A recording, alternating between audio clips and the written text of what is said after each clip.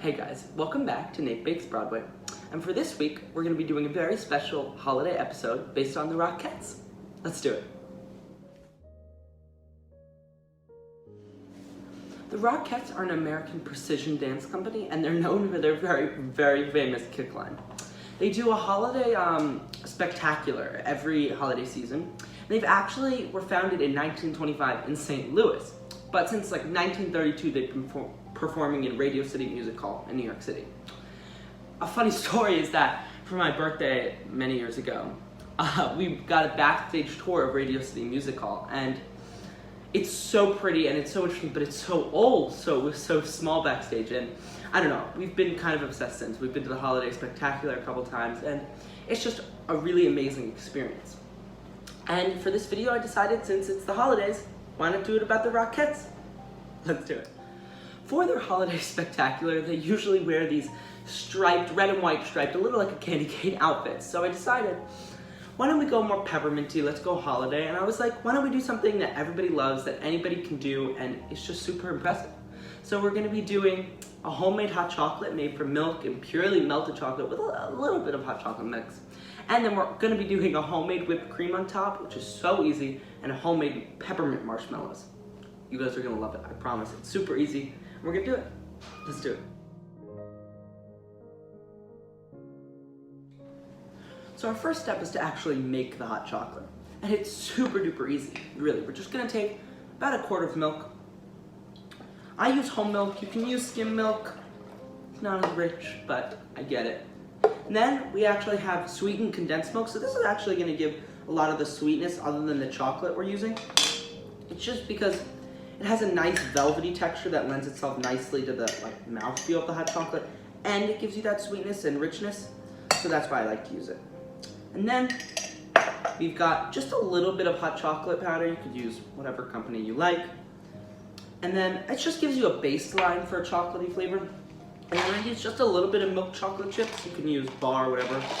And then I use more, so this is a mix of semi-sweet chocolate chips and dark chocolate. And I think it gives you just more of a rich chocolatey feel than the milk chocolate. But if somebody in your family doesn't like it, like my mom, you can add more milk chocolate. Another cool trick is if somebody likes things a little spicy, you can use either like a bar that has cayenne in it, or you can add a little bit of cayenne at the end. You'll see, it'll be great. Okay, so we're just gonna mix this up, put it on the stove until it all comes together, and then we'll get started on the marshmallows. So to begin the marshmallows, we're gonna take a small saucepan.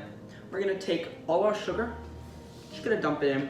We're gonna dump it in with just water and a little bit of corn syrup, glucose. I know it looks bad, I promise. I know they're not great for you. It's just sugar on sugar, but it's okay. You get a lot of marshmallows out of all this. So you just make sure you get all the corn syrup out, and then we're just gonna stir around, and we're gonna put it on the stove, and we're gonna let it boil until it hits about 240 to 245 degrees, and then we're gonna incorporate it with the gelatin. So let's bloom the gelatin, and then let's get to heating this.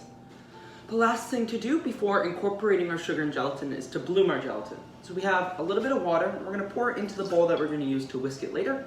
And then we're gonna take, it's about 3 packets of gelatin. It's a lot of gelatin, I know, but it's a marshmallow, it's gotta stay together. We're just gonna leave it here, just mix it around a little. You don't even need a spoon, just to kind of like incorporate the gelatin into the water a little bit, but it should stay on the surface. You just wanna get it a little wet. And then we'll just let it bloom, and when the sugar's ready, this will be ready. Perfect. The next step is just to add the sugar mixture into the gelatin mixture and whip until it is white, smooth, at soft peaks, and is cool. And then the vanilla shall be added, and then we're on to the final step. The last step in making these marshmallows could be the most difficult, but it is the most fun. It's first thing that do is oil the pan that we're gonna be putting the marshmallows in. Because if you don't do this, they're never coming out. And then you also have to just oil everything. You also have to oil the spatula you're gonna use, because they stick to everything. And then we're gonna take this out, take out the thing we used to mix it. Oh my God, look at it, it's so sticky. Oh God, I love marshmallows. Okay, so we just take this out, put it in the sink really quickly. And then we're gonna do our best to get this out and not have it stick to everything. Into the pan. You know what? It's just gonna stick. It is what it is. just gotta get it in there, okay? Just scoop it all out. Okay, it looks delicious. I would eat it like this. But you gotta let it set for 6 hours. Can maybe get away with a little less if you had to, but at room temp, 6 hours works.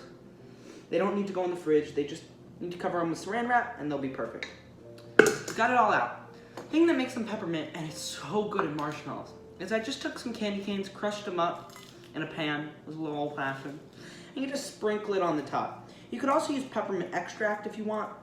But I didn't want it to have an overwhelming toothpastey flavor. I just kind of wanted you to get the color and the taste a little bit, you know, when you get it. And then the rest can just be a classic hot chocolate. So take however much you want. You don't have to put any. You could also do like peanut butter if you wanted. You could put like peanut butter. You could put whatever you want on the top. But it's the holiday season. We're making some hot chocolate. It's perfect. The first time I made these marshmallows was my dad wanted to make Rocky Road ice cream. So I made this for him and, well, it's become a staple in our house ever since. So I've used most of my candy canes. I say you want to get them smaller. Well, it depends what you like, because the bigger ones, they get a little chewier, but it's nice in your hot chocolate. So with this, we'll cover it with saran wrap and do the whipped cream. Let's do it. So our last step is the whipped cream. I don't know why, I always say it, I don't know why anybody buys whipped cream, because it's the easiest thing you make and it's 10 times better. All you have to do is you're gonna add your cream. Think about it, I know it doesn't look like a lot of cream, but it whips up and becomes more voluminous. And we're just gonna take actually our vanilla, just a little bit of salt that I have here, and we're just gonna whip this up until it looks like whipped cream, and then right before we're just gonna add the rest of our sugar. So I'll whip this up and we'll get to plating.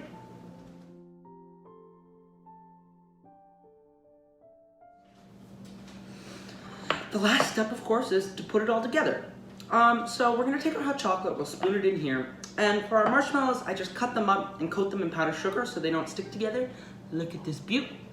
And we have some crushed peppermints for the top and our whipped cream. So our first step will just be to add the hot chocolate to the thing. If all your chocolate doesn't melt, don't worry, you can always strain it, but it should all if you just, you know, let it sit for a little after you start it, and you can always warm it up again. So the last thing to do, clean it up a little bit. You know, presentation, guys. Take it, clean it up, and then we're gonna take our whipped cream, or actually, we're gonna go double marshmallows. We're gonna put a couple marshmallows on the top, then more marshmallows is better. Then we'll cover it in whipped cream. I like to just, you know, spoon my whipped cream on the top of my hot chocolate. I like it to melt in there, get all creamy. I'm just gonna keep piling it on, guys. Guys, there's never too much. Have you seen the Starbucks hot chocolates? Like, you just keep piling it on there until you think it's enough. You gotta save some for the rest of the fam. We're a family of 4. This is hot chocolate for 2, okay? Okay. Then we're gonna take a couple more of our beautiful marshmallows we spent so much time working on. Just kind of pile them on. You can make them smaller if you think they're too big, but I like a big marshmallow. Just put a couple marshmallows in there. Put a little candy cane in the top. Just make it look all fancy. Take a couple sprinkles of peppermint. We're going fancy here, guys. Get your best mug, you get your most sturdy hot mug. Came back in my fleece from going sledding. Here we are. And here we go. It's our hot chocolate. Oh my God, I want to drink it so badly. I'll have to wait for the rest of the family. I'll have to make a couple more, then we'll drink. Well, if you liked the video, please like and subscribe. Happy holidays, everybody, whether you celebrated Hanukkah or celebrating Christmas, Kwanzaa, whatever it is. Happy Festivus. And I'll see you guys in 2 weeks.